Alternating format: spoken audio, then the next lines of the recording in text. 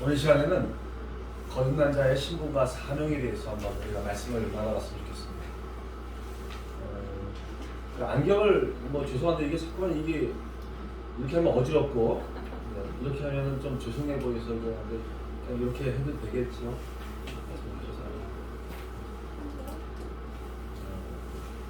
빨리 어떻게 좀 눈이 좋아져야 되기 때문에 여기 오신 분들은 참 예수님을 다 사랑하시는 줄로 믿습니다. 네.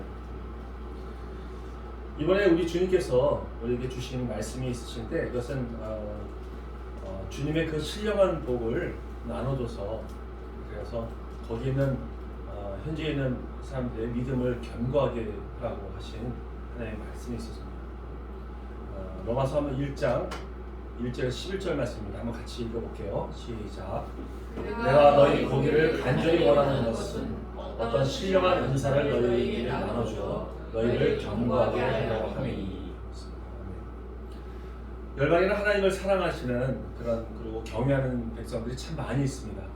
그런데 우리처럼 이렇게 예수님을 잘 섬길 수 있는 그런 좋은 환경이 있는가 반면에 또 굉장히 열악한 환경 가운데 있어가지고 예수님을 잘 알고 싶어도 잘 배우지 못하고 또 마음껏 찬양을 올리려고 해도 잘 안 되는 경우가 참 많이 있어요. 우리는 그분들한테 가서 그분들의 신앙을 견고하게 잘 세워주고 예수님을 잘 믿을 수 있도록 도와주는 그 역할을 하고자 합니다. 하나님께서 그것을 우리에게 부탁해 주셨죠. 이번에 우리는 캄보디아로 갈 것입니다. 캄보디아에 가서도 거기에 있는 귀한 현지인들에게 복음을 전하고 또 예수님을 잘 믿을 수 있도록 예수님은 굉장히 좋으신 분이라는 것을 우리가 알려주기를 원해요. 여러분들이 함께 이 토요 모임 계속해서 잘 참석하셔서 우리가 하나님의 마음을 품고 또 잘 준비해서 또 좋은 것을 나눠줄 수 있는 우리가 되었으면 좋겠습니다. 여러분 오늘 이곳에 계신 분들 모두 예수님을 사랑하시고 또 예수님의 몸된 교회를 사랑하시는 분인 줄 믿습니다. 네. 이런 분들이 진정 하나님의 자녀라고 우리는 말할 수 있을 것입니다. 우리는 이제 하나님의 자녀라고 말하는 하나님의 난 아들이야, 하나님의 난 자녀야 라고 말하는 것에는 어떤 놀라운 신분과 사명이 들어있는지에 대해서 한번 알아보고자 합니다. 여러분 우리는 모두 어떤 신분을 가지고 있습니다. 그것은 또 그 신분에 맞는 복장이 있죠. 어떤 복장을 입느냐에 따라서 그분의 신분을 우리가 알 수 있는 경우가 참 많아요. 어떤 사람은 의사 있고 또 간호사 같은 사람들은 하얀 가운을 입으니까 의사구나 간호사구나 라는 것을 우리가 알 수 있겠죠. 어떤 사람 군인이 있습니다. 군인은 군복을 입었을 때 군인이구나 라고 알 수 있죠. 경찰도 마찬가지고요. 또 학생들 교복을 입었을 때 학생이구나 라는 것을 우리가 알 수 있습니다. 우리는 각자에 맞는 그 신분에 맞는 복장들이 있어요. 그리고 그 복장은 때로는 어떤 권위를 나타내기도 합니다. 예를 들어서 어떤 경찰이 경찰복을 입고 사거리 한가운데 가서 차들을 막 달리는 차를 세우려고 하면 차가 쓸까요? 네, 바로 씁니다. 왜냐하면 경찰복을 입고 있기 때문에 그렇습니다. 그래서 막 사거리 어디를 다 세워도 사방에서 다 씁니다. 세우면 그냥 서요. 대단한 권위죠. 근데 똑같은 경찰인데도 사복을 입고 그냥 사거리 한가에 가서 차를 이렇게 세우려고 한다면 굉장히 위험합니다. 죽을 수도 있어요. 잘 안 씁니다. 그리고 그냥 바로 치워버릴 수도 있어요. 왜냐하면 경찰이다 하더라도 그 신분에 맞는 옷을 입지 않기 때문에 그렇습니다. 혹시 여러분 이런 모습을 보신 적이 있습니까? 예비군복을 입으신 분들이 있어요. 요즘에 저를 안 그런다고 하시는데 그전에는 예비군복만 입으면 사람이 이상하게 행동이 흐트러집니다. 그냥 껄렁껄렁해지고 또 모자도 삐딱하게 쓰고 그리고 뭐 막 침 뱉고 막 이렇게 아주 이상하게 행동을 해요. 예비군복을 입어서 그렇습니다. 근데 원래 그 사람들이 그런 사람들이 아닙니다. 그냥 샐러리맨이고 직장인 다니고 어떤 사람은 공무원이기도 하고 어떤 사람은 존경받는 뭐 교사이기도 하고 뭐 의사이기도 합니다. 그런데 예비군복만 입으면 왠지 사람들이 껄렁껄렁하고 또 이렇게 다니는 모습을 봐요. 이렇게 복장이라는 게 되게 중요합니다. 만약에 우리가 어떤 양복을 갈아입었어요. 깨끗한 양복, 새 양복을 입었습니다. 그리고 넥타이도 잘 맸어요. 그렇다면 그 사람의 말이나 행동이 굉장히 반듯하게 행동을 할 것입니다.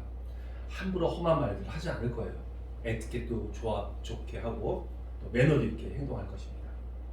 그런데 만약에 어떤 공사장에서 정말 건설 노동자들이 일을 할 때 이런 양복을 입고 만약에 일을 한다면 일이 될까요? 안 되겠죠. 뭐 묻을까봐 잘 일을 못할 것입니다. 그런 사람들은 편한 복장 그리고 안전한 복장을 입었을 때 일을 잘 할 수 있을 것입니다.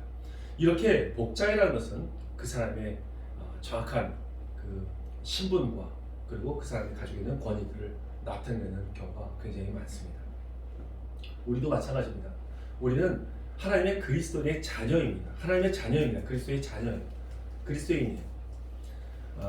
우리도 만약에 우리가 하나님이 우리에게 그리스도인이라고 말씀하셨고 하나님의 자녀가 되었는데 우리에 맞는 옷을 갈아입어야 되는데 그렇게 입지 못하고 있다면 우리는 굉장히 하나님 앞에 부끄러운 자녀가 될 것입니다.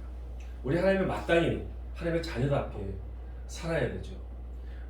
만약에 그 역할에 맞는 예를 들어서 의사라고 한다면 의사라면 마땅히 그의 역할이 있겠죠. 환자의 병을 잘 고쳐야 할 의무가 있어요. 그 역할이 있습니다. 교수라고 한다면 그 지식을 그들에게 학생들에게 잘 가르쳐 줘야 하는 것이죠. 근데 그 역할을 우리도 마찬가지입니다. 우리도 그 역할을 하지 못한다면 우리 굉장히 부끄러운 사람이 되는 것이죠. 그들은 교수 같은 경우에도 마땅히 사람들에게 존경을 받아야 하고 또 의사는 환자들에게 고마운 마음을 받을 수 있어야 합니다. 이처럼 우리 그리스도인들도 하나님의 자녀가 되어서 하나님의 자랑이 될 수 있는 사람들이 다 되어야 할 것입니다. 우리는 하나님의 옷을 입어야 합니다. 우리는 그리스도인다운 신분에 맞는 옷을 입어야 하죠. 그것은 거룩한 옷, 깨끗한 옷, 예수님의 형상을 닮은 옷을 입어야 하는 것입니다. 그런 옷을 갈아입을 때 진정 우리는 그리스도인이라고 말할 수 있을 것입니다. 여러분, 그렇다면 여러분 그리스도의 신분이라는 것이 과연 무엇일까요? 여러분은 한번 우리의 신분이 무엇인지 한번 생각해 보신 적이 있으십니까? 모든 나라에는 신분증이 있습니다. 그것은 그 나라 사람임을 증명하는 증서죠. 그리고 그 신분에 맞는 역할이 있고 의무가 있습니다. 만약에 어린아이라면 교육의 의무가 있고요. 또 남자라면 군대 갈 의무가 있습니다. 그것은 우리나라 대한민국 국민이기 때문에 그렇습니다. 마땅히 지켜야 할 의무들이죠. 그런데 이러한 그 나라에 속해 있던 이런 신분 외에도 각자에 맞는 신분들이 다 있습니다. 어떤 사람은 어떤 신분들이 있을까요? 또 그 신분에 맞는 그런 역할들이 다 있죠. 어떤 사람 아까 말씀드린 의사라는 신분이 있을 거고 교사라는 신분이 있을 것입니다. 그리고 또 학생이라는 신분도 있을 것이고 또 집에 가면 부모라는 신분도 있고 또 자녀라는 신분도 있죠. 그런데 그런 신분에 맞는 각자의 역할들이 다 있다는 말이죠. 그 역할을 다 하지 못한다면 정말 그 사람의 신분에 맞는 그런 사람이 되지 못합니다. 부끄러움을 당할 것입니다. 우리는 하나님의 자녀가 되었습니다. 그래서 우리는 하나님의 그 자녀다운 그런 행동들을 해야 되고 그 신분에 맞는 삶을 살아야 할 것입니다. 우리나라에게 기독교인들이 참 많이 있습니다. 이제는 예수님께 배우고 또 예수님 뜻대로 살아가고자 하는 사람들이 우리 가운데 많이 있어요. 그런데 정말 어떻게 우리가 살 때 우리 예수를 믿지 않는 사람들이 우리를 볼 때 너는 정말 그리스도인이야라고 말을 할까요? 어떤 삶을 살 때 그렇게 너는 그리스도인이라고 말을 할까요? 예를 들어서 교회를 잘 다닌다고 해서 넌 정말 그리스도인이야라고 말을 할까요? 아니면 정말 사도들처럼 무슨 기적을 막 행하고 놀라운 역사들 막 권능을 행하고 안전병을 일으키는 이런 역사들이 일어나야 너는 그리스도인이다 라고 말을 할까요? 아니면 정말 이 세상적으로 돈도 많이 벌고 성공해서 사회에 좋은 일을 많이 할 때 너는 그리스도인이냐라고 말할까요? 여러분, 이런 것이 그리스도인이라고 말할 수 있는 그런 조건은 아닙니다. 그것은 물론 좋은 일들이지만 우리는 정말 사도행전, 우리 그리스도인이 어떤 자가 그리스도인이라는 것을 본다면 사도행전 11장에 나와 있어요. 거기는 예수님의 제자들이 비로소 그리스도인과 칭함을 받았다고 말을 합니다. 그렇다면 예수님의 제자가 됐다는 것이 무엇인지를 우리는 좀 알아봐야 하겠죠. 그리고 우리는 그리스도의 사명에 대해서도 한번 알아봐야 합니다. 그동안 여러분, 우리는 무엇이 우리의 사명이라고 생각하셨습니까? 하나님께서 주신, 여러분은 하나님께서 주시는 그런 비전이 있거나 또 사명이 있으십니까? 하나님이 주신 꿈이 있으십니까? 혹시 어떤 꿈을 가지셨나요? 어떤 비전을 받으셨나요? 혹시 이러한 비전을 받으셨나요? 우리 가족이 모두 예수님을 잘 믿고 정말 잘 사는 것, 이것이 비전인가요? 아니면 내 분야에 최고가 되는 것, 한번 태어난 거, 정말 내 분야에 최고가 돼서 정점을 찍어보겠다 라는 것이 비전일 수 있나요? 아니면 판검사가 돼서 유명한 사람이 되겠다, 좋은 일을 많이 하겠다, 이것이 비전인가요? 아니면 소박하게라도 내가 다니는 교회에 장로가 되겠습니다, 이것이 내 비전입니다, 이렇게 말하나요? 여러분, 이러한 모든 것들은 주님께서 주신 그 사명을 이루기 위한 도구로 쓰여질 수 있는 것일 뿐입니다. 이것이 비전은 아닙니다. 여러분, 이런 것들은 나를 위해서 쓰여지는 것들이 아니에요. 하나님께서는 나를 내 비전을 이루라고 해서 나에게 이러한 도구들을 주신 것이 아닙니다. 온전히 하나님의 나라를 위해서 사용할 수 있는 그런 도구로 우리에게 주신 것이죠. 여러분, 여기서 직장 다니시는 분 계십니까? 직장 다니시면 정말 회사에서 시킨 일들을 해야 하죠. 우리가 만약에 직장을 다니는데 회사에서 시킨 일을 하지 않고 내가 하고 싶은 일들을 막 하고 있어요. 문자나 보내고 컴퓨터나 하고 게임이나 하고 놀고만 있다면 어떤 사장이 그에게 월급을 주면서 일을 하겠습니까? 아마 해고를 당하겠죠. 당연한 결과입니다.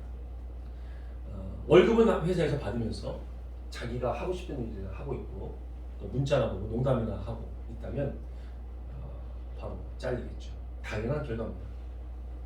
우리도 마찬가지입니다. 우리가 이 땅에 오면서 하나님께서 우리에게 부탁하시고 시키신 일이 있는데 우리는 그것을 하지 않고 자기 일을 하고 있다면 그것은 올바른 행동이 아닌 것이죠. 하나님께서는 이런 일을 하라고, 하나님의 사명을 이루라고 우리에게 이러한 직분과 또 이런 아까도 말씀드렸던 그런 도구들을 주신 것입니다. 각자에 맞는 그런 전문성을 주시고 또 그렇게 하라고 그런 모든 일들을 맡기셨는데 그것을 자기를 위해서 사용하는 것이 문제가 되는 것입니다. 하나님께서는 인간에 대한 의도와 계획이 다 있으십니다. 다시 한번 질문 드리면, 여러분들 왜 이 땅에 태어나셨습니까? 이 땅에 왜 오셨습니까? 정말 한 번뿐인 내 인생 내가 원하는 대로 살고 싶어서 오셨습니까? 아니면 내 야망을 이루기 위해서 오셨습니까? 그러려고 태어나셨나요? 만약에 내 만족과 내 유익을 위해서 태어났다면, 그래서 내가 즐겁고 정말 행복하게 마음껏 누리려고 내가 이곳에 태어났다면 여러분 굳이 이곳에 태어날 필요가 있었을까요? 천국으로 바로 그냥 가면 되는데 이 땅에 올 필요가 없잖아요. 천국은 훨씬 행복하고 좋은 곳인데 말이죠. 하나님께서는 우리 이 땅에 보내신 이유는 하나님의 그 사명을, 하나님께 시키신 일을 이루려고 이 땅에 태어난 것입니다. 그것을 알지 못하고 우리가 원하는 삶을 살려고 하죠. 우리는 그렇게 만들어진 존재가 아닌 것입니다. 하나님의 그 계획에 따라서 우리는 이 땅에 태어난 것입니다. 그렇기 때문에 저와 여러분들은 미국에 태어난 것도 아니고 또 아프리카에 태어난 것도 아니고 북한에 태어난 것도 아니고 바로 이곳 대한민국에 태어나게 된 것입니다. 우리의 계획에 따라서 우리 자매님은 몽골에 태어나신 것이고 각자가 그 나라에서 태어나게 된 겁니다. 하나님의 그 뜻을 이루기 위해서 태어난 것이죠. 여러분, 이곳에는 미국의 대사관이 있습니다. 대사관의 그 대사는 미국 사람입니다. 한국에 와 있지만 미국 사람이에요. 미국의 시민권을 가진 자입니다. 그런데 이 땅에 있지만 이게 한국을 위해서 일하는 것이 아니라 미국 나라를 위해서 일을 합니다. 그래서 미국의 유익을 위해서만 일을 하죠. 월급도 그곳에서 줍니다. 그가 누구를 만나든 간에 또 어떤 누구랑 같이 식사를 하든 간에 어떤 행사에 참석하든 간에 그는 오직 미국의 유익을 위해서만 일을 하고 있습니다. 그는 한국에 있지만 한국의 법을 따르지 않습니다. 미국의 법을 따르죠. 이것을 우리는 치외 법권이라고 얘기합니다. 미국 대사관이 그러하죠. 그런 미국 사람, 그런 미국 대사는 계속해서 미국 나라를 위해서 일을 하는데 우리도 마찬가지입니다. 우리도 이 땅에 태어났지만 우리는 하나님 나라의 백성인 것이죠. 그래서 우리도 마땅히 하나님 나라를 위해서 일을 해야 하는 사람들입니다. 우리는 성경에서는 우리를 하나님 나라의 백성이라고 얘기하고 또 우리를 천국의 시민권을 가진 자라고 말을 합니다. 한번 우리가 빌립보 3장 20절 말씀을 읽어보겠습니다. 시작.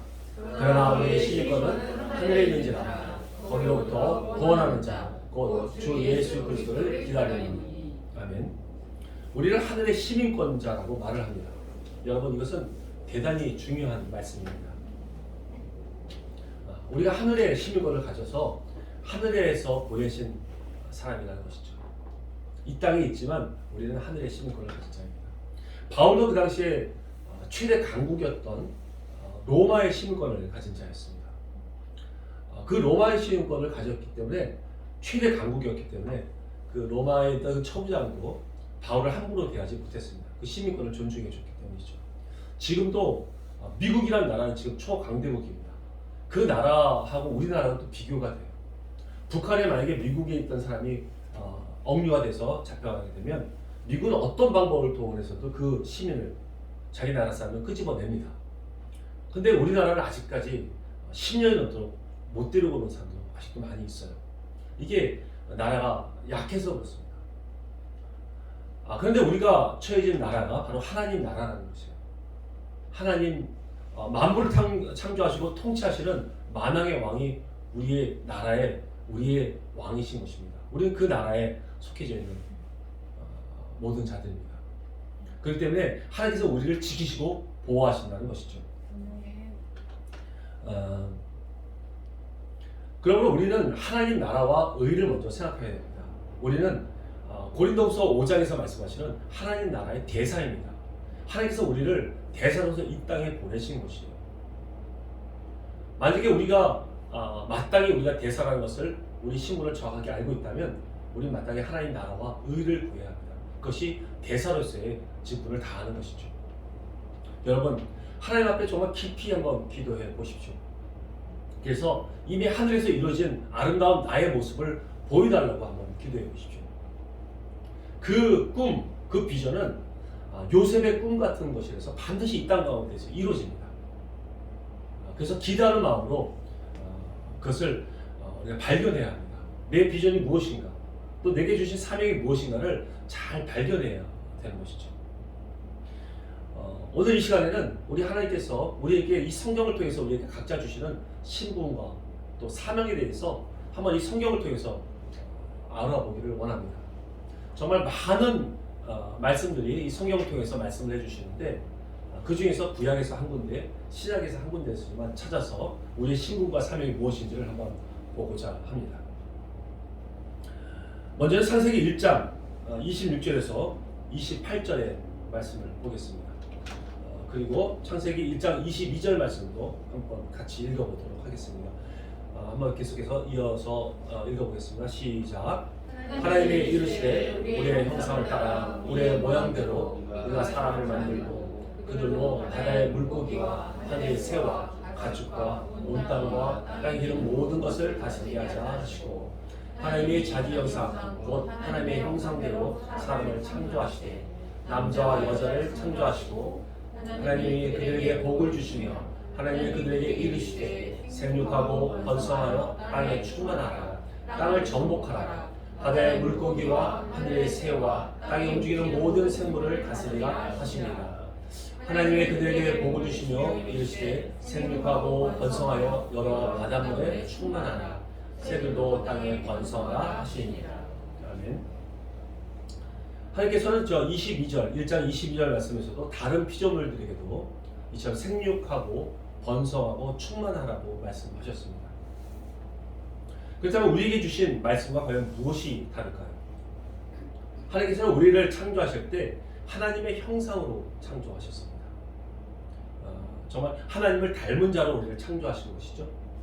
그리고 우리에게는 특별한 사명을 맡기셨습니다. 그것은 정복하고 다스리라는 사명을 주신 것입니다. 이것은 우리도 같은 피조물이지만 우리에게는 놀라운 특별한 권세가 있다는 말씀인 것입니다. 과연 그 권세가 무엇일까요? 그것은 하나님의 자녀라는 권세인 것입니다. 여러분, 신부이란 말은 그러한 존재가 된다는 것입니다. 그리고 그렇게 지으셨다는 것이에요. 그리고 하나님께서 그렇게 보신다는 것입니다. 하나님께서는 창세기를 통해서, 창세기 1장을 통해서 우리에게 우리의 신분에 대해서 정확하게 말씀해 주셨습니다. 그 신분은 우리는 생육하는 자이고 번성하는 자고 충만한 자인 것입니다. 첫 번째 생육이라는 것은 단순히 우리가 낳는 것만 말하지 않습니다. 생산하는 것만 말하지 않습니다. 그것을 끝까지 돌보는 것을 말하죠. 예를 들어서 우리가 전도를 했습니다. 전도를 하면 그 사람들이 예수님을 잘 믿을 수 있도록 끝까지 돌봐줘야 한다는 말씀인 것입니다. 여러분 여기서 전도해 보신 분 계시죠? 전도하면 그냥 교회에다 맡기시나요? 교회에서 알아서 하시라고 맡기십니까? 그것이 아니라 그가 성경을 잘 읽을 수 있도록 끝까지 도와줘야 하고요. 그리고 또 예수님을 인격적으로 만날 수 있도록 도와줘야 합니다. 그래서 예수님과 서로 사랑의 관계가 될 수 있도록 계속 끊임없이 그를 도와줘야 하는 것입니다. 그것이 바로 양육한다는 말입니다. 우리는 그렇게 생육하는 자인 것입니다. 그래서 그들이 온전히 잘 자랄 수 있도록 도와줘야 하고 또 우리도 마땅히 그를 도와주고 자라게 하는 것에서 우리는 아비의 마음으로 성장할 수 있는 것입니다. 이것이 바로 생육한다는 말씀인 것이죠. 두 번째는 우리는 번성하는 자입니다. 우리는 번성하게 되어 있습니다. 번성이란 말은 바로 세포가 분열하듯이 계속해서 확산되는 것을 말합니다. 바로 지금의 교회입니다. 여러분, 이런 확산되는 것, 이러한 것들은 건물이나 어떤 이 사물 같은 것은 저절로 이렇게 확산되지는 않습니다. 그러나 생명이 있는 것은 여러분 확산이 됩니다. 조그마한 사과씨를 하나를 봐도 이 안에는 큰 나무가 들어있고 사과나무가 들어있고요. 온 열방을 다 덮을 수 있는 그런 생명이 들어가 있습니다. 계속 사과나무가 열리고 또 그 씨를 심게 되면 계속 퍼져나가게 되죠. 이 생명력이 있는 것들은 그런 존재는 그러합니다. 우리가 바로 그러한 번성하는 존재라는 것입니다. 그래서 바로 믿음의 교회고요, 믿음의 공동체를 말하고 있는 것입니다. 이런 공동체가 열방 가운데 가득 차는 것이 바로 번성인 것입니다. 우리는 이런 예수님의 몸인 교회가 계속해서 온 열방에 가득 차기를 우리는 힘써야 할 것입니다. 우리가 바로 그러한 존재입니다. 하나님을 따르고 하나님을 경외하고 하나님 안에 있으면 우리는 이렇게 번성하는 존재가 된다는 것입니다. 이러한 번성하는 단체가 바로 여러분이 다니고 있는 교회이고 또 믿음의 공동체고 그리고 선교단체인 것입니다. 이러한 단체가 우리가 신분답게 하나님 앞에 계속해서 집중할 때 이러한 번성하는 자가 된다는 말씀이시죠. 또한 충만이 있습니다. 우리는 충만한 자입니다. 충만하다는 것은 무슨 말씀일까요? 이렇게 번성된 이런 교회 공동체, 믿음의 공동체가 열방에 가득하고 또 거기서 나오는 그곳에서부터 예수님을 아는 것, 예수님을 인정하는 것이 가득한 것을 말합니다. 그리고 하나님께서 가르쳐 주신 그 삶의 방법대로 사는 그런 모든 사람들을 말합니다. 그래서 여호와를 인정하는 것이 온 열방 가운데 가득한 것을 말하죠. 하박국서 2장 14절에서 이런 말씀하셨죠. 이는 물이 바다를 덮은 같이 여호와의 영광을 인정하는 것이 세상에 가득한 것. 여러분, 그래서 우리 하나님을 예배하고 어디서나, 직장에서나 가정에서나 사회 어디서나 하나님께 예배드리고 하나님께서 뜻하신 대로 살아가는 것, 이것이 바로 충만한 것입니다. 우리는 이러한 충만한 자로 우리를 만드셨다는 것이죠. 여러분, 지금까지 말씀드린 것이 창세기 1장에서 말씀하신 우리의 신분입니다. 마치 왕자의 신분을 가지고 있어서 그 신분을 잘 가지고 있고 또 왕가의 그 법도를 잘 배우고 지키고 있으면 때가 돼서 왕이 되는 것처럼 우리도 이러한 신분을 가지고 잘 지키고 있으면 우리는 하나님의 이러한 신분대로 생육하고 번성하고 충만한 자가 된다는 말씀인 것입니다. 이것은 주님의 결단입니다. 반드시 그렇게 이루겠다는 하나님의 약속인 것이죠. 두 번째로 창세기 1장에서 말씀하신 우리의 사명은 온 땅을 다스리라는 말씀을 주셨습니다. 사명이란 말은 그렇게 하라는 것입니다. 그리고 반드시 그렇게 해야 한다는 것이죠. 이런 다스리라는 명령은 아담이 에덴 동산에 있을 때 받은 것입니다. 그런데 에덴 동산에서 우리 아담이 범죄함으로 쫓겨날 때 이런 사명의 말씀은 잃어버리고 말았습니다. 그래서 더 이상은 이렇게 정복하라 또 다스리라는 말씀을 주지 않으셨습니다. 노아나 아브라함이나 또 야곱에게도 이런 말씀을 주지 않으시고 단순히 생육하고 번성하고 충만하라 이런 말씀만 주셨죠. 그러나 죄에서 우리를 구원하신 예수님의 그 놀라우신 은혜와 십자가의 사랑으로 사람의 머리를 밟으시고 우리 다시 예수님께서는 이러한 다스리라는 이런 사명을 회복시키셨습니다. 그래서 우리는 예수님과 함께 열방을 다스리는 그런 존재가 된 것이죠. 그렇다면 우리는 예수님의 어떠한 권세로 다스려야 합니까? 하나님께서 우리에게 신분을 주시고 사명을 주실 땐 강력한 우리에게 무기를 주셨습니다. 그것은 하나님의 형상으로 우리를 지으셨다는 것입니다. 이것이 강력한 무기입니다. 여러분, 하나님의 형상이라는 것이 무엇이죠? 하나님의 속성을 닮은 하나님의 인격체로 우리를 지으셨다는 말씀인 것입니다. 인격이라는 게 무엇입니까? 그것은 지, 정, 의를 말하죠. 우리는 생각할 수 있고 심지어는 우리는 철학을 가질 수 있습니다. 깊이 생각할 수도 있습니다. 또 감정을 뿜을 수 있어요. 누굴 사랑할 수 있고 미워할 수 있는 감정을 품을 수 있습니다. 그리고 우리는 의지가 있습니다. 우리는 내가 하고 싶은 것을 할 수 있고 내가 하기 싫은 건 하지 않아도 되는 그런 자유의지를 가지고 있는 것입니다. 심지어는 하나님을 섬기겠다. 또 심지어는 하나님을 섬기지 않겠다고까지도 결정할 수 있는 그런 존재가 된 것입니다. 왜죠? 왜 이렇게 하나님께서 우리를 이렇게 만드셨죠? 그냥 로봇처럼 만들어갖고 그냥 하나님을 그냥 사랑하고 경외하는 존재로 그냥 만드시면 되는데 왜 우리를 이러한 인격체로 만드셨을까요? 그것은 하나님의 자녀이기 때문에 그렇습니다. 하나님의 아들이기 때문에 그렇습니다. 그래서 하나님을 꼭 닮은 자를 하나님께서는 만들고 싶으셨던 거예요. 그분들 세 분의 신격을 가지신 분들이 너무 사랑해서 한 분이 되신 것처럼 우리도 각자의 인격체로 우리를 만드셔서 서로 사랑해서 하나가 되게 하신 것입니다. 그리고 우리를 다시 하나님과 하나가 되도록 연합하게 하시려고 하셨던 것이죠.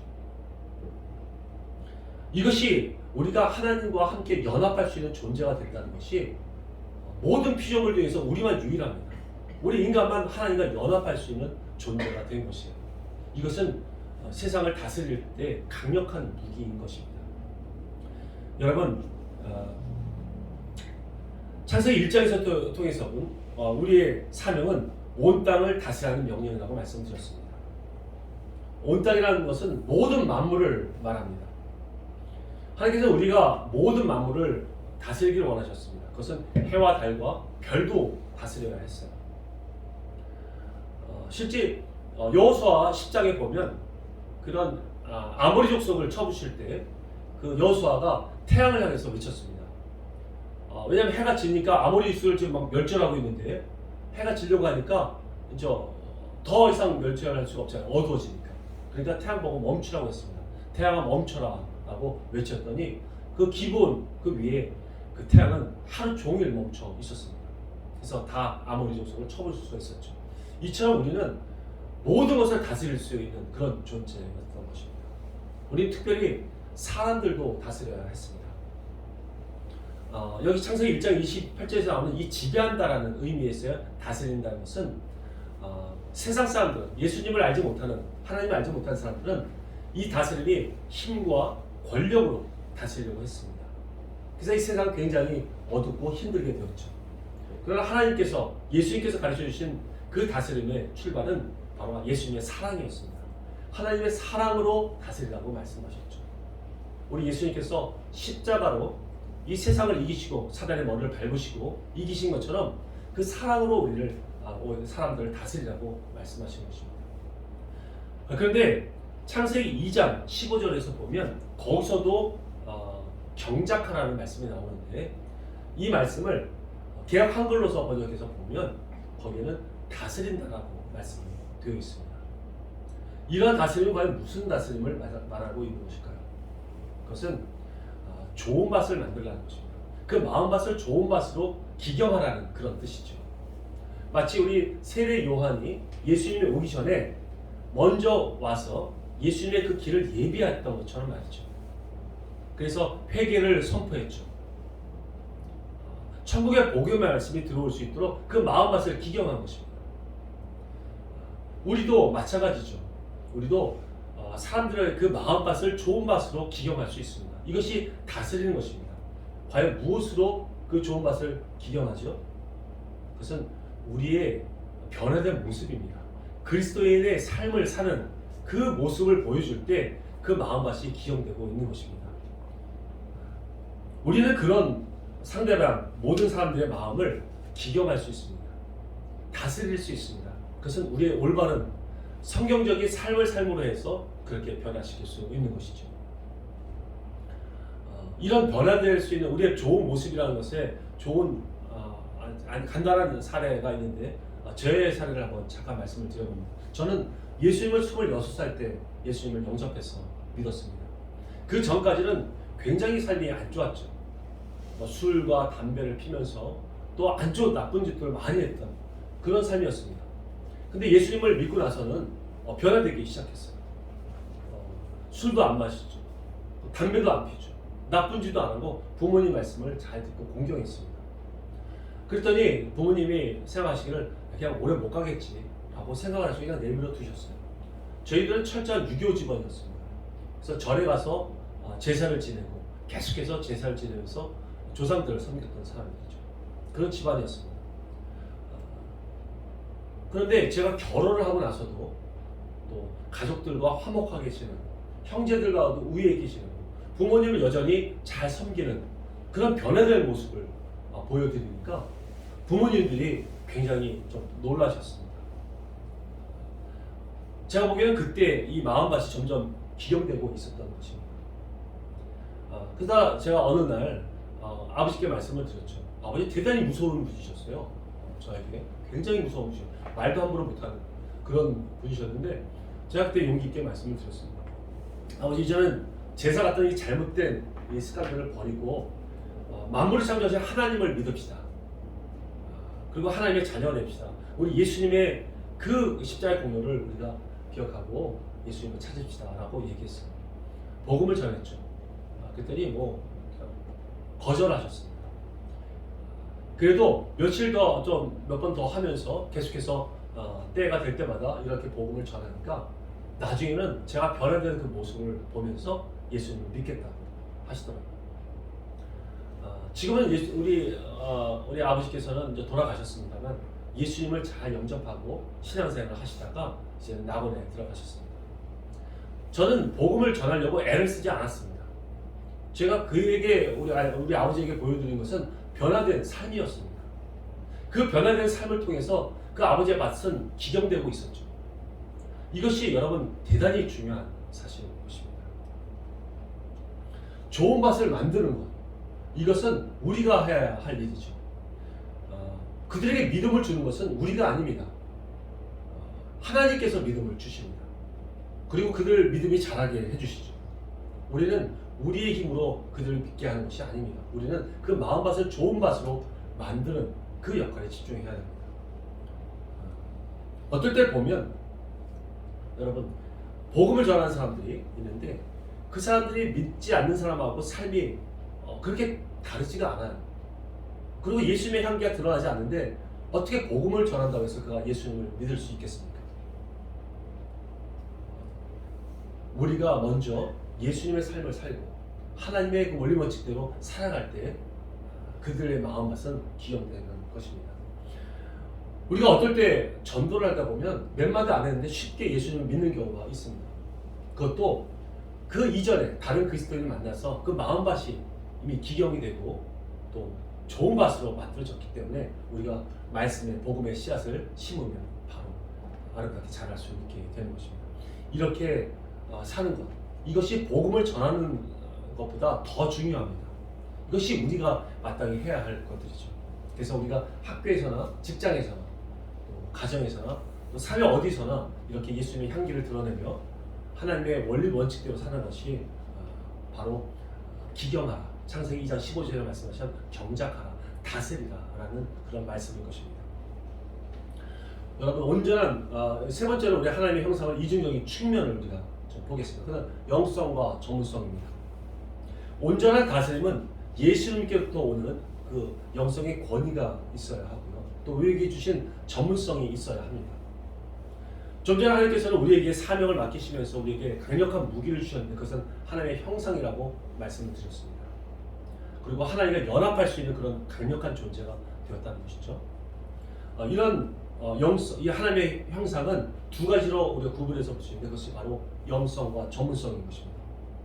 먼저 영성이라는 것은 하나님을 알고 그리고 또 하나님과 친밀해질 수 있는 그런 관계가 되는 것을 말합니다. 우리는 하나님과 친밀할 때 우리의 영성의 권위는 더욱더 커집니다. 그래서 여러분들은 모두가 예수님과 더 친밀해지시기를 바랍니다. 하나님께서 그런 영성에 또한 많은 은사들을 주십니다. 방언의 은사, 예언의 은사, 믿음의 은사, 지혜의 은사, 이런 은사들을 부어주시죠. 고린도전서 12장에서 말씀하시는 은사들을 주십니다. 이런 은사를 받았을 때 우리의 영성은 더욱더 강력해집니다. 그러나 이 영성만으로는 우리가 이 세상을 부유하고 풍요롭게 하는 데는 한계가 있습니다. 그래서 하나님께서 우리에게 전문성을 주신 것입니다. 우리 각자에게 맞는 그런 전문성을 주신 것이죠. 그것을 통해서 하나님께 맡겨주신 그 사명을 잘 이룰 수 있도록 우리는 그 전문성을 잘 개발해야 하는 것입니다. 여러분, 전문성이라는 게 무엇일까요? 그것은 남들보다 더 집중된 지식이나 그런 기술들을 말합니다. 그래서 그것을 바라게 될 때 사회적으로 그 가치를 높게 인정받을 수 있는 것들을 말하죠. 사람이란 누구나 이러한 전문성을 다 받았습니다. 이런 재능을 다 받았습니다. 그래서 절대 이런 전문성들은 없어지지 않습니다. 이런 재능은 없어지지 않죠. 이것은 믿는 사람이든 믿지 않는 사람이든 동일하게 하나님께서 다 주셨습니다. 그래서 이런 재능이 무엇인지 잘 발견하고 개발하는 것이 대단히 중요한 것입니다. 왜냐하면 이것을 잘 개발해서 하나님 나라를 위해서 하나님의 일을 위해서 사용할 때 굉장한 시너지를 받게 되기 때문입니다. 왜냐하면 하나님께서는 하나님의 일을 하기 위해서 이 전문성, 이 재능을 그들에게 주신 것이기 때문입니다. 우리는 우리가 하나님 일을 하려고 할 때 내가 하고 싶은 것을 하는 것이 아니라 내가 잘하는 것을 가지고 해야 합니다. 그런데 요즘 시대에는 자꾸 내가 하고 싶은 것을 하게 부추기죠. 그래서 젊은 청소년들은 연예인이 되고 싶다고 해서 막 연예인을 따라가려고 합니다. 흉내내려고 합니다. 불나방처럼 막 달려들죠. 어떤 부모들은 자식들이 어떤 체육인으로서 운동선수로 성공했다 그러면 계속 그것을 가르치려고 합니다. 그러나 성공한 사람은 그렇게 많지 않습니다. 왜냐하면 그 전문성이 다 다르기 때문에 그렇습니다. 그 재능이 다 다르기 때문에 그런 것이죠. 그리고 우리에게 주신 그 전문성과 재능은 하나님의 뜻대로 사용해야 되고 하나님의 방법대로 사용해야 합니다. 그렇지 않고 내가 원하는 대로 사용하게 되면 그것은 불법된 것이라고 말합니다. 그리고 하나님께서 그것을 악하다고 말씀하시죠. 성경에서는 하나님의 뜻대로 하지 않은 모든 것을 악하다고 말씀을 하십니다. 그것이 불순종인 것이죠. 마태복음 7장 21절에서는 이런 말씀을 하십니다. 한번 제가 읽어보겠습니다. 나더러 주여 주여 하는 자마다 다 천국에 들어갈 것이 아니요 다만 하늘에 계신 내 아버지의 뜻대로 행하는 자라야 들어가리라. 그날에 많은 사람들이 이르되 주여 주여 우리가 주의 이름으로 선지자 노릇하며 주의 이름으로 귀신을 쫓아내며 주의 이름으로 많은 권능을 행하지 아니하였나이까 하리니 그때 내가 그들에게 밝히 말하되 내가 너희를 도무지 알지 못하니 불법을 행하는 자가 내게서 떠나가라 하리라. 아멘. 여러분 이렇게 하나님 앞에 받은 많은 재능 가진 사람이 하나님의 뜻대로 사용하지 않고 자기 원하는 대로 행동했을 때 나온 예수님의 반응이었던 것입니다. 그는 예수님의 뜻대로 행하지 않았습니다. 귀신을 쫓아내고 또 선지자 노릇했다는 것은 하나님의 말씀을 전하고 하나님의 나라를 확장하는 일들이었는데 그것이 하나님은 모른다고 말씀하실 정도입니다. 왜 그러셨을까요? 그것은 그 당시에 예수님께서 그것을 원하고 계시지 않으셨어요. 더 기다렸다가 나중에 그걸 하시려고 하셨는데 내 뜻대로 내가 주인 되다 보니까 내가 원하는 대로 그것을 사용했던 것입니다. 하나님께서는 하나님의 때에 하나님께서 명령하셨을 때 사용하는 것을 원하십니다. 그런데 내가 받은 재능이라고 해서 내가 내 마음대로 내가 주인이 돼서 마음껏 쓰게 될 땐 하나님께서는 내가 너를 모른다. 넌 나랑 상관이 없다라고 말씀하시는 것입니다. 우리는 하나님께 받은 이 재능과 또 이 전문성을 하나님을 위해서 사용할 수 있어야 합니다. 하나님의 사명을 위해서 사용할 수 있어야 합니다. 그럴 때 하나님께서는 매우 기뻐하시고 그를 더욱 높여서 귀하게 사용할 것입니다. 아멘. 이제 여러분 전문성을 주님 앞에 잘 개발하셔서 이제 어두운 곳을 밝게 비치시고 또 무정한 곳에 사랑이 넘치게 하시고 또 가난한 곳을 부유하게 하시기 바랍니다. 우리가 가지고 있는 그 전문성에는 놀라운 능력이 있습니다. 그것은 비전을 잉태시키는 힘이 있습니다. 이 전문성을 가지고 선교지에 가서 그 현지인들에게 비전을 심어줄 수 있고 그 전문성을 통해서 비전을 심어줄 수 있는 저와 여러분이 되어야 할 것입니다. 아멘. 이제 창세기 1장과 2장에서 신부가 사명에 대해서 정리를 해보겠습니다. 우리 신부인은 무엇이라고 했죠? 생육하고 번성하고 충만한 자라고 말씀하셨습니다. 그래서 전도를 해도 잘 성장할 수 있도록 끝까지 돕는 자라고 말씀했습니다. 그리고 우리는 교회를 세우고 믿음의 공동체를 계속 세워 나가야 한다고 말씀을 드렸습니다. 그리고 그곳에서 나오는 하나님을 아는 것, 하나님을 인정하는 것이 온 열방에 가득 차는 것. 그래서 언제든지 하나님의 말씀대로 살고 예배드리고 경배드리는 것. 이것이 온 세상에 가득한 것이 충만이라고 말씀드렸죠. 그리고 우리는 창세기에서 다스리라고 명령을 우리에게 사명을 주셨는데 그것은 세상적으로 말할 때 어떤 권위나 그 힘으로 다스리는 것이 아니라 사랑으로 다스려야 한다고 말씀을 드렸습니다. 그리고 또 2장에서 말씀하신 다스림이 있는데 그 다스림은 그 마음밭을 좋은 밭으로 정작해야 한다는 그런 다스림이라고 말씀드렸습니다. 그것은 우리의 옳은 행실과 또 그리스도인의 삶, 성경적인 삶을 살 때 그 마음밭은 기용된다고 말씀을 드렸죠.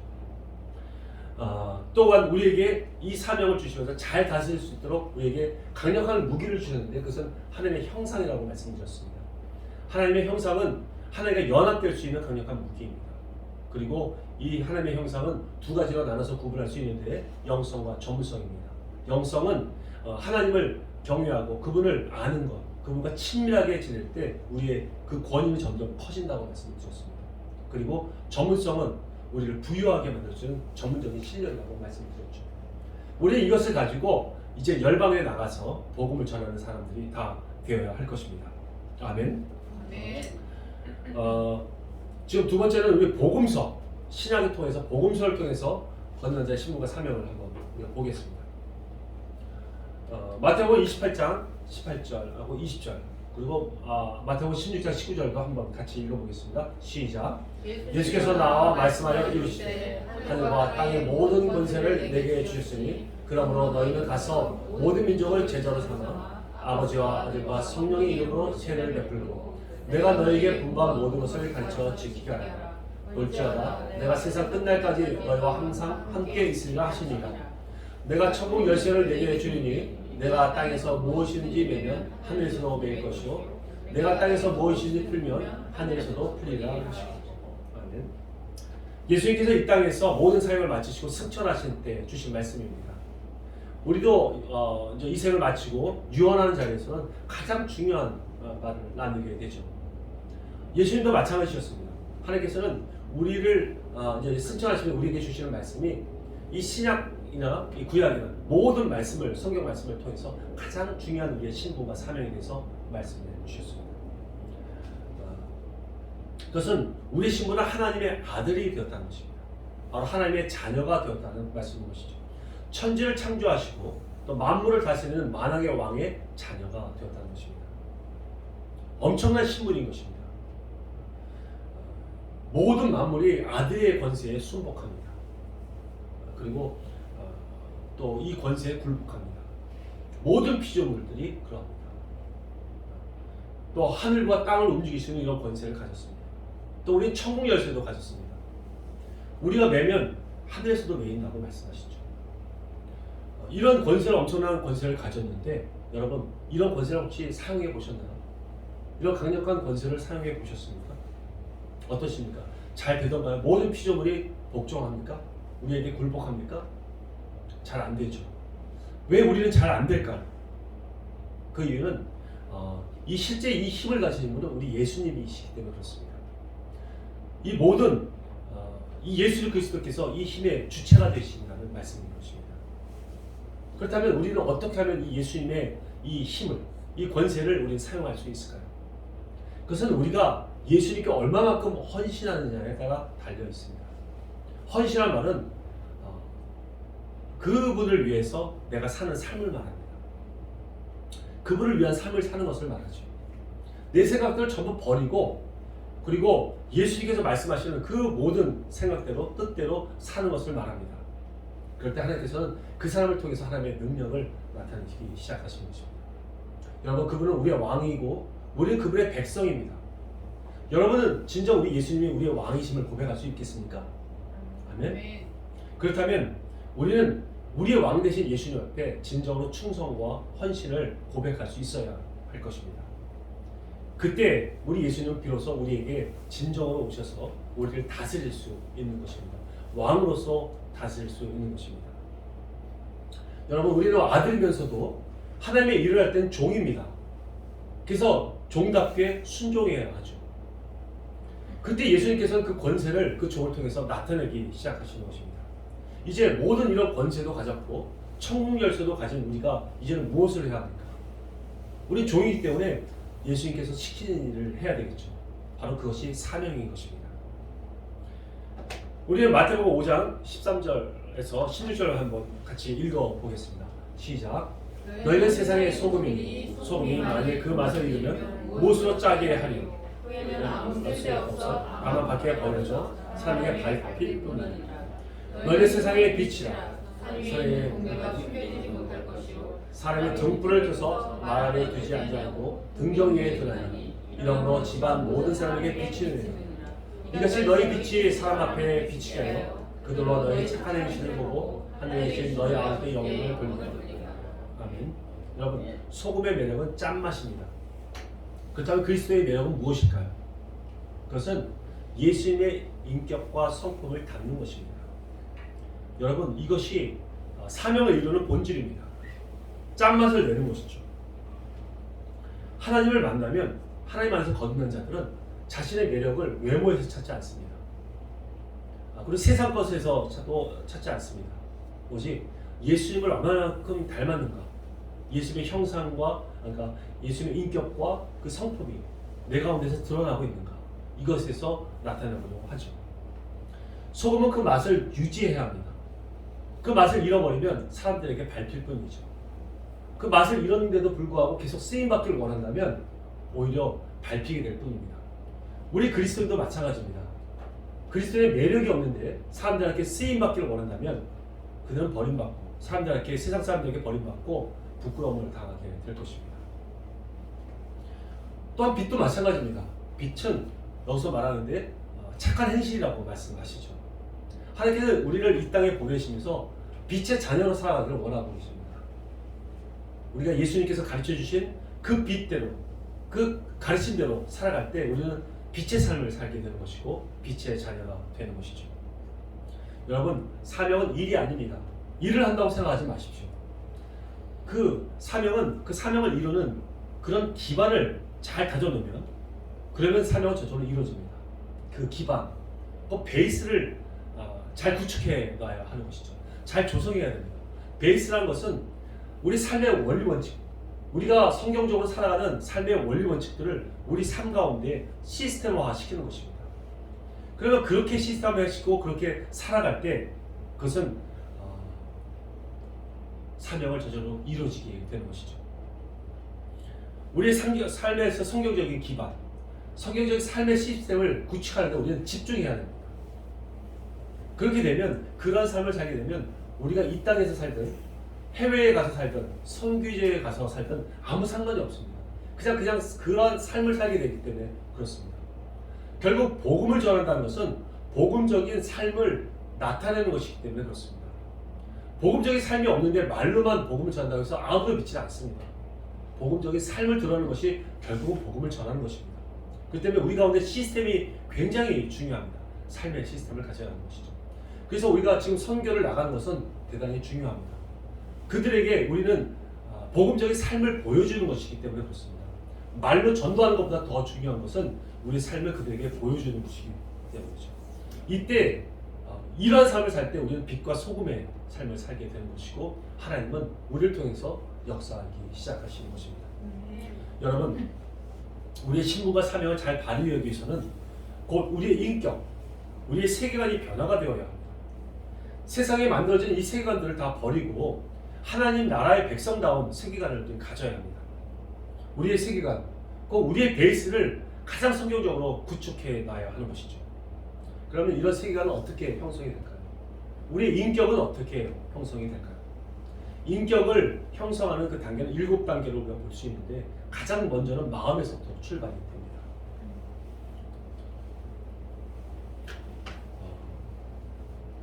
그 마음이 어떠함에 따라서 그 생각이 어떠함이 결정이 나고요. 그 생각을 계속해서 가짐으로 해서 그의 사고방식이 형성이 됩니다. 그 사고방식에 따라서 그는 말하게 되고요. 또 그 말을 반복함으로 해서 그는 행동을 이끌게 되죠. 행동은 계속해서 반복하고 또 그것이 습관이 되므로 해서 그를 통해서 인격이 되는 것입니다. 그러므로 우리는 중간에 있는 말을 내가 바꾸고 싶다 또는 내가 행동을 바꾸고 싶다 해서 아무리 우리가 연습을 해도 내 마음에서 바뀌지 않으면 그것은 변화되지 않고 있는 것입니다. 그래서 잠언서 4장 23절에서 이런 말씀을 하시는 것입니다. 모든 지킬 만한 것 중에 더욱 내 마음을 지키라. 생명의 근원이 이에서 남이니라. 아멘. 우리는 먼저 마음을 지켜야 합니다. 마음이 변화되어야 합니다. 거기에 집중해야 하는 것이죠. 여러분, 세계관을 말하는 데 있어서는 깔때기 이론이라는 것이 있습니다.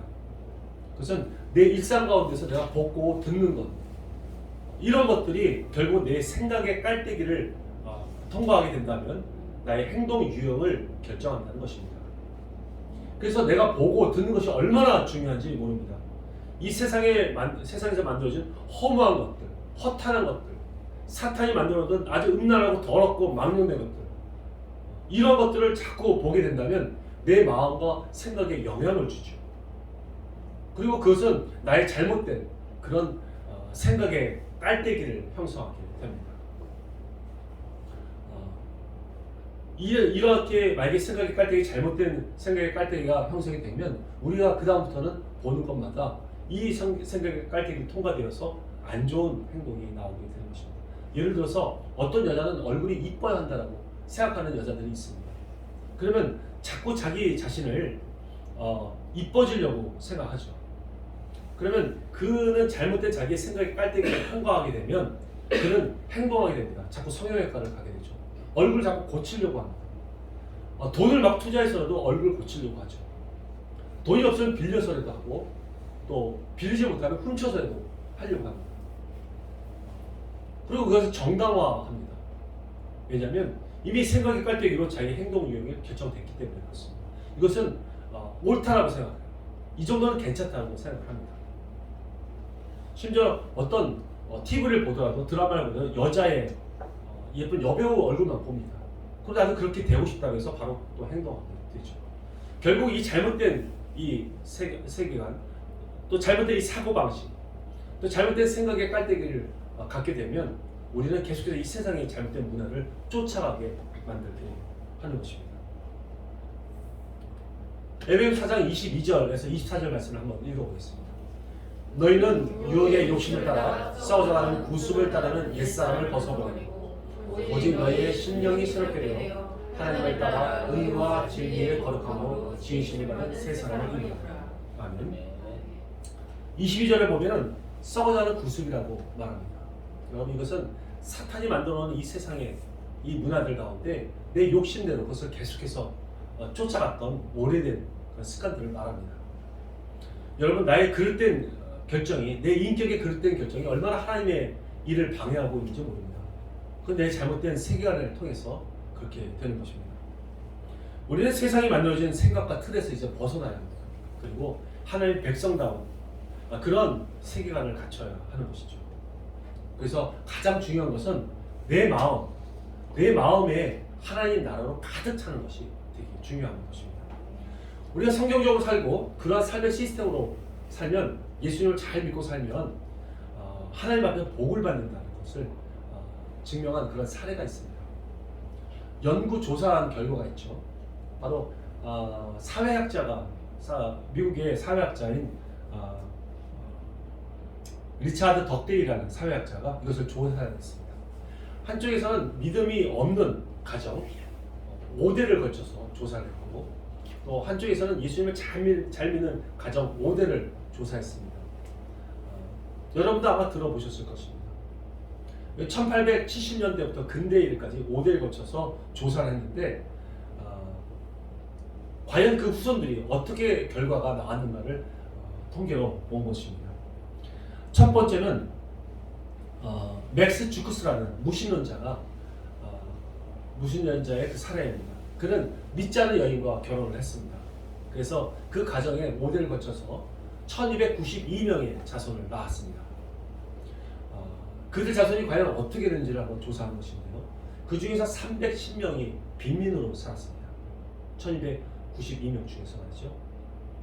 그리고 150명이 범죄자가 되었습니다. 그리고 70명이 살인자가 되었고요. 그리고 100명은 알코올 중독자. 그리고 여인들 중에서 50명이 넘는 여인들은 매춘부로 살았습니다. 그 당시는 2차 산업혁명이 일어날 때쯤이라서 굉장히 역동적으로 움직일 때였습니다. 그들은 삶은 성경적이지 않았고 세상적이었습니다. 자기가 생각이 옳다고 생각해서 그냥 자기 마음대로 살아왔던 결과인 것이죠. 그런데 두 번째, 이 비교를 해서는 두 번째는 조나단 에드워즈라는 유명한 목회자요 또 신학자인 그 가정을 조사를 했습니다. 그래서 똑같이 5대에 걸쳐서 조사를 했는데 5대에 걸쳐서 1394명의 자손을 낳았습니다. 그는 믿음 좋은 가정의 여인과 결혼을 했습니다. 그 결과 그들 가정에는 대학교 총장이 13명이 나왔습니다. 그리고 교수가 65명, 그리고 판사가 30명, 그리고 변호사가 100명, 그리고 의사가 60명이 나왔습니다. 75명은 육군과 해군의 장성이 나왔고요. 그리고 100명은 목회자와 선교사가 됐습니다. 60명은 유명한 작가가 되었습니다. 그리고 3명은 상원 의원이 되었고 1명의 부통령을 배출했다고 합니다. 여러분, 이런 통계를 보니까 하나님의 법대로 하나님의 성경적으로 살았을 때 과연 천대까지 복을 주시겠다는 하나님의 그 말씀이 사실이라는 것이 완전히 정확하게 입증된 사례라고 할 수 있습니다. 여러분, 우리가 이제 하나님의 말씀대로 살 수 있도록 우리가 먼저 그렇게 살아가야 합니다. 실제 그렇게 살아가고 다른 사람이 그렇게 살 수 있도록 우리가 도와주어야 하죠. 예수 믿는다는 것은 정말 예수를 믿는다는 것은 그런 삶을 살 때 예수라고 우리가 말할 수 있는 것입니다. 예수적으로 살 때 예수님의 제자라고 말할 수 있는 것이죠. 그때 비로소 우리는 그리스도인이라고 말할 수 있는 것입니다. 그래서 선한 영향을 행사할 수 있는 저와 여러분이 되시길 바랍니다. 아멘. 세 번째 전도적 사명은 가라입니다. 마태복음 28장에서 20장에서 한번 다시 읽어보겠습니다. 다시 한번 읽어볼게요. 시작. 예수께서 나와 말씀하여 이르시되 하늘과 땅의 모든 것을 내게 주셨으니 그러므로 너희는 가서 모든 민족을 제자로 삼아 아버지와 아들과 성령의 이름으로 세례를 베풀고 내가 너에게 분부한 모든 것을 가르쳐 지키게 하라. 볼지어다 내가 세상 끝날까지 너희와 항상 함께 있으라 하시니라. 우리에게 이런 멋진 아들의 권세, 자녀의 권세를 주시면서 예수께서 말씀하신 사명은 가장 먼저가 가라입니다. 가라는 사명을 주셨습니다. 여러분, 우리는 어디로 가야 합니까? 어느 땅으로 가야 합니까? 어떤 회파된 땅으로 가야 합니까? 이것을 우리가 분별해서 구분해 본다면 가장 먼저는 불교권으로 가야 하죠. 불교권에 지금 이 열방 가운데 불교권으로 가야 합니다. 또한 또 이슬람권으로 가야 합니다. 또 힌두교권으로 가야 하죠. 그리고 또 샤머니즘권으로 가야 합니다. 그리고 또 종교화된 기독교권으로 가야 합니다. 여러분, 이렇게 이런 땅, 회파된 땅을 우리가 5가지로 구분해서 나눠볼 수 있습니다. 여기서 종교화된 기독교원이라는 것은 어떤 사람들도 오해할 수도 있겠지만, 여러분, 엄밀히 말하면 우리는 종교가 아니라고 생각했으면 좋겠습니다. 종교라는 것은 자기가 선택해서, 자기가 이렇게 되고 싶다는 것을 선택해서 믿는 것입니다. 기복신앙이고 자기를 위한 신앙인 것이죠. 그러나 우리는 그런 신앙이 아닙니다. 하나님께서 우리를 부르신 것이고 그건 생명이고 진리입니다. 단 하나밖에 없는 것입니다. 단 하나밖에 없는 하나님이 것이죠. 종교가 아닙니다. 종교로 분리해서는 안 되죠. 그런데 기독교, 종교화된 기독교가 있습니다. 여러분, 러시아 보면 정교회가 있죠. 예수님 믿는다고 하지만 자기의 그 기복신앙, 종교화가 됐습니다. 정치적으로 됐고요. 이런 것이 기독교화된 종교라고 볼 수 있습니다. 기독교라고, 종교화된 기독교라고 할 수 있습니다. 또는 뭐 저 남미 지역 가면 이게 성호를 그리면서 막 총싸움하냐, 마피아들. 그러면서 예수님 믿는다고 해요. 참 답답하죠. 우리는 그들에게도 가야 합니다. 그래서 온전한 예수님을 전해야 하는 것이죠. 또한 우리는 어디로 가야, 누구에게 가야 합니까? 이것도 우리가 분별해서 구분해 본다면 대도시 사람들한테 가야 합니다. 대도시 사람들, 여러분, 대도시 사람들은 보통 유학이 대도시로 많이 옵니다. 저 지방에 있는 사람들, 또 뭐 아프리카에 있는 추장의 아들 같은 경우에는 또 이 파리 같은 데로 유학을 오죠. 그들은 새로운 환경에 왔기 때문에 굉장히 마음속에 어려움이 있습니다. 외로움이 있습니다. 그들에게 복음을 전해야 합니다. 그럴 때 그들은 예수님을 인격적으로 만나게 되고 다시금 그 자기 나라에 가서 리더가 되어서 그들을 이끌어줄 수 있는 사람들이죠. 그래서 우리는 대도시에 있는 사람들을 향해서 가야 합니다. 그리고 25세 미만의 청소년들에게도 가야 합니다. 우리 캄보디아에 있는 지금 어린아이들에게 갑니다. 그 어린아이들이 그 캄보디아는 지금 복음화가 완전히 다 되어 있지 않아서, 우리나라 같지 않아서 성장한 다음에 예수님 믿기가 너무나도 어렵습니다. 왜냐하면 권리 포기할 것이 너무 많아요. 그렇게 되면 자기의 직장을 내려놔야 되고 비즈니스 제대로 되지 않는 경우가 너무 많습니다. 그래서 어렸을 때 예수님을 영접할 수 있게 해야 합니다. 그래서 25세 미만의 청소년들에게도 가야 하고요. 가난하고 소외된 자들에게도 가야 합니다. 지금 많은 NGO나 또 후원단체, 또 이런 구호단체들이 많습니다. 기아대책 뭐 이런 여러 개가 많죠. 가서 그들에게 어려움을 도와주고 잘 먹게 해주고 도와주는 것, 이 세상에서 사는 동안에만 그런 좋은 혜택을 받게 해주는 그런 구호 활동이 돼서는 안 됩니다. 저희들은 그것이 도구가 되어서 결국은 영원한 생명을 줄 수 있는 그런 선교적인 마인드로 가야 하는 것이죠. 그렇기 때문에 우리는 가난하고 소외된 자들, 그들이 받았다고 해도 우리는 계속해서 가야 하는 것입니다. 미전도 종족들에게도 가야 합니다. 미전도, 지금은 우리가 기독교 완전히 하나님을 예수님 믿는다고 말하는 사람들이 2% 미만이 되면 그걸 미전도 종족이라고 말합니다.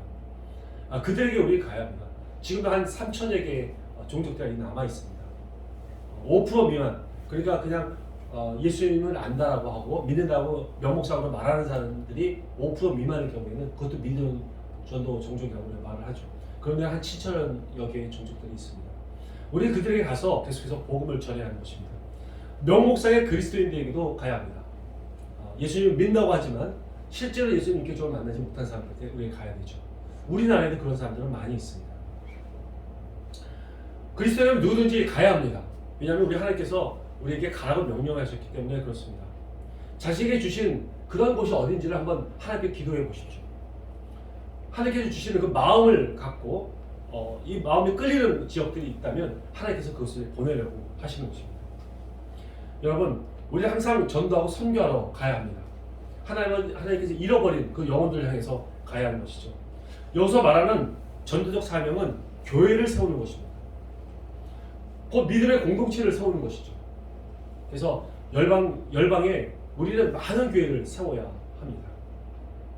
그러나 이러한 전도적 사명은 결국 창세기 1장 28절에서 말씀하시는 모든 것을 다스리라는 것의 시작인 것이죠. 그러나 우리 예수님께서 이 땅에 오셔서 우리에게 말씀하신 그런 사명은 문화적 사명입니다. 그것은 문화, 곧 우리가 속해 있는 모든 문화를 말합니다. 내가 속해 있는 모든 총체적인 곳을 말하죠. 내가 정치, 경제, 사회, 가정, 또 미디어, 교육, 의사소통, 예술, 연애, 그리고 또 미디어, 아까 말씀드린 스포츠, 건강, 기술, 과학, 모든 영역에 하나님의 문화가 가득 임하도록 하는 것이 우리의 문화적 사명인 것입니다. 우리 삶을 변화시키라는 말씀인 것입니다. 결국 제자라는 것은 뭐냐면 그 사람을 변화시킨다는 것이죠. 그것을 하라는 것이 예수님의 명령인 것입니다. 단순히 그들을 다스리고 먹이고 입히는 교회 세우는 그런 사명이 아니라 이제는 제자를 삼으라는 것이 우리 예수님의 명령인 것입니다. 예를 들어서 음악을 하시는 분은 계십니까? 그렇다면 그에게 왜 그 음악적인 재능을 주셨는가 하면, 그리고 왜 그를 부르셨는가 하면은 이 세상에 썩어져가는 음악들, 사탄이 만들어서 잘못된 음악들, 그냥 험한 그런 가사들이 있는 그런 잘못된 음악들, 이런 음악들을 하나님의 아름다운 음악으로 바꾸라는 것입니다. 하나님의 좋은 문화로 바꾸라는 것입니다. 그래서 그를 제자로 부르셨다는 말씀인 것이죠. 제자를 삼다는 것은 단순히 종교적 활동만을 말하지 않습니다.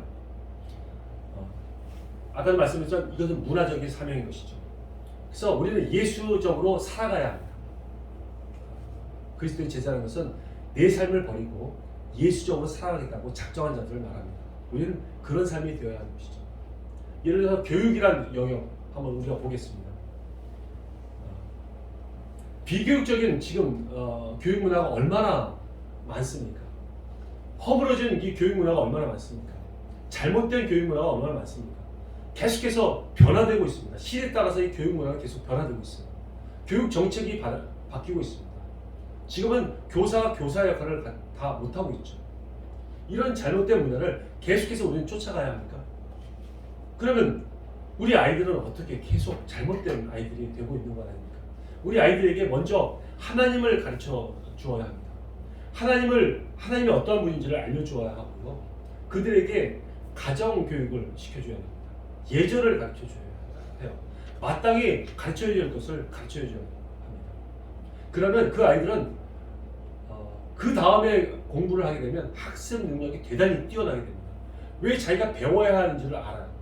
내가 무엇을 왜 배워야 되는지를 비로소 알기 때문에 더 집중해서 공부할 수 있게 되는 것이죠. 아니면 계속 지식을 가르치고 주입을 하려고 하니까 이루어지지 않는 것입니다. 만약에 이런 상태로 애들이 성장하고 또 성인이 돼서 결혼하고 가정을 꾸려도 그 가정은 행복한 가정이 되지 않습니다. 왜냐하면 배려할 줄도 모릅니다. 절제할 줄도 모릅니다. 그리고 남을 먼저 이해하지를 못해요. 그런지 자기가 원하는 대로만 말하고 행동하기 때문에 부딪히게 되죠. 그래서 그 가정이 갈라지게 되는 것입니다. 몸은 성장했다 할지라도 인격은 성숙함으로 자라지 못하고 있는 것입니다. 여러분, 우리가 무리하게 돈을 들여서 애들을 교육시키는 이유가 무엇입니까? 무리한 사교육을 들여서 가르치는 이유가 무엇입니까? 세상의 성공을 위해서 가르치십니까? 여러분, 세상에서 성공했던 사람들이 얼마나 넘어지는 것을 많이 봅니까? 국회의원들이나 교수나 의사나 유명하고 성공했다는 사람들이 재정으로 넘어지고 또 명예에 넘어지고 돈에 넘어지고 음란에 넘어집니다. 그런 잘못된 교육 환경에서 자랐기 때문입니다. 그들은 자식들에게 좋은 선한 영향력을 행사하지 못합니다. 자기 대해서 끝나고 맙니다. 여러분, 정말 우리는 하나님의 좋은 문화, 좋은 교육을 그들에게 가르쳐야 하는 것입니다. 이것이 가정 영역 그리고 또 교육 영역에 있는 분들이 해야 할 사명인 것이죠. 마땅히 교육은 제대로 교육해야 합니다. 우리가 그것을 항상 깨어 있어서 가르쳐 줄 수 있는 사람들이 다 되어야 할 것이고, 경제 분야도 마찬가지입니다. 여러분. 돈을 벌게 되면 계속해서 돈을 모으십니까? 집을 사려고 모으십니까? 만약에 집을 샀는데도 작은 집에서 큰 집으로 옮기려고 또 모으시나요? 보험 들어서 돈을 모으시고 적금 들어서 모으십니까? 여러분, 계속해서 이 돈을 묶어놓기 때문에 열방에는, 다른 곳에는 굶어 죽는 사람들이 있는 것입니다. 그리고 아주 빈민으로 살게 되는 사람들이 있는 것이죠. 하나님께서는 우리나라, 이 전 세계에, 이 열방에 아주 풍성한 재정을 부어주셨습니다. 많은 먹을 수 있는 식량을 충분히 부어주셨습니다. 근데 그것을 가지고 마땅히 나눠줘야 할 사람들이 나눠주지 않았기 때문에 한쪽에서는 굶어 죽고 있는 것이죠. 우리는 이해가 됩니다. 그 사람들은 고아하기 때문에, 하나님을 알지 못했기 때문에 못 준다 하더라도 우리 그리스도인만이라도 그런 것을 나눠줘야 하지 않겠습니까? 그래서 열방으로 가서 흩어줘야 될 거 아닙니까? 그래서 그 사람이 먹고 정말 하나님의 은혜에 정말 영광을 돌릴 수 있게 해야 되지 않겠습니까?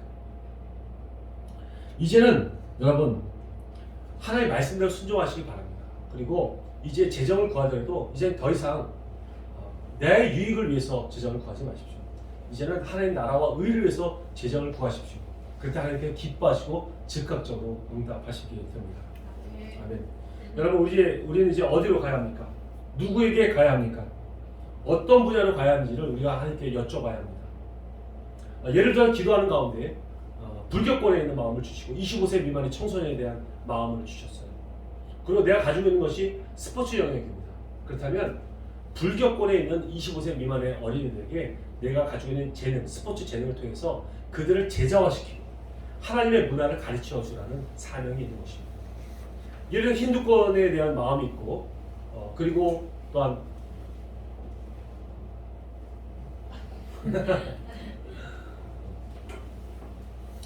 힌두권에 있는 마음이 있고, 또 대도시인들에게 마음이 있습니다.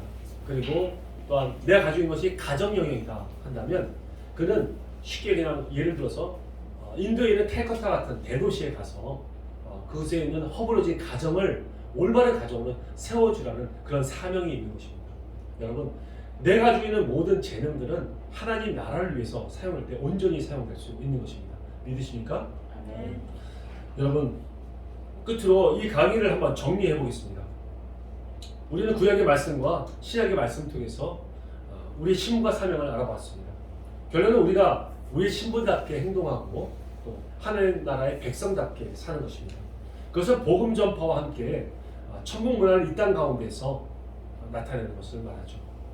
그렇게 살 수 있도록 우리에게 영성과 전문성을 허락해 주신 것입니다. 하나님 아는 영성, 하나님과 연합할 수 있는 그런 친밀함, 그리고 하나님께 쓰시는 전문성을 우리에게 주신 것입니다. 이것은 하나님 나라를 위해서 사용해야 되는 것이죠. 그러면 저와 여러분이 먼저 예수님의 제자가 되어야 합니다. 그래서 하나님의 문화를 잘 배워야 하죠. 이제 단순히 성경만 읽는 것이 아니라 성경 안에 있는 하나님의 원리 원칙들, 내 삶 가운데 어떻게 살아야 하는지는 그 원리들을 발견해서 실천하며 적용하며 살아갈 수 있는 그런 삶이 되기 바랍니다. 그것이 진정한 성경 공부인 것입니다. 이제 저희 IMS와 계속해서 관계를 가지십시오. 그래서 하나님께서 가르쳐 주신 삶의 방법대로 우리가 배우고 함께 나눠주고 가르쳐줘서 그들이 지킬 수 있도록 우리가 함께 힘쓰기를 바랍니다. 여러분, 주의 명령들 이제 모든 땅에 가서 전도하고 선교하시기 바랍니다. 그리고 교회를 세우시고 그리고 제자를 삼아 주십시오. 그래서 전문성이 들어있던 이 모든 문화들을 그들에게 가르쳐 주시고 또 영성을, 하나님을 아는 그 친밀한 그들에게 나타내 주십시오. 그것이 주님의 도를 가르쳐 지키게 하는 것입니다. 그리할 때 하나님 우리에게 오신 우리 예수님과 함께 열방을 다스리게 되는 것입니다. 만왕의 왕이고 만주의 주이신 우리 예수님과 함께 열방을 다스리는 저와 여러분이 다 되시기를 예수님의 이름으로 축원드립니다. 아멘. 기도하겠습니다. 하나님 감사합니다. 저희가 하나님의 그 말씀을 들으면서 이제 복음을 전한다는 것은 복음적인 삶이라는 것을 우리가 배웠습니다. 하나님, 그동안 믿음으로만 구원받는다고 우리가 생각했던 이 모든 것들 다 내려놓고 정말 예수님의 향기를 드러내며 예수님께서 가르쳐 주신 성경의 원리 원칙대로 살아감으로 해서 하나님 열방을 풍요롭게 하고 또 내게 주신 그 전문성과 재능을 가지고 하나님 나라를 위해서 사용할 때 하나님 나라가 더욱더 아름답게 확장되는 것을 눈으로 볼 수 있는 그렇게 쓰임받는 저희들 모두가 되게 하여 주옵소서. 하나님 언제나 저희를 통해서 영광을 받으시고 홀로 하나님 경배를 받아 주옵소서. 감사와 찬양과 경배를 올려며 예수님의 이름으로 기도 올려옵나이다. 아멘. 감사합니다. 시작.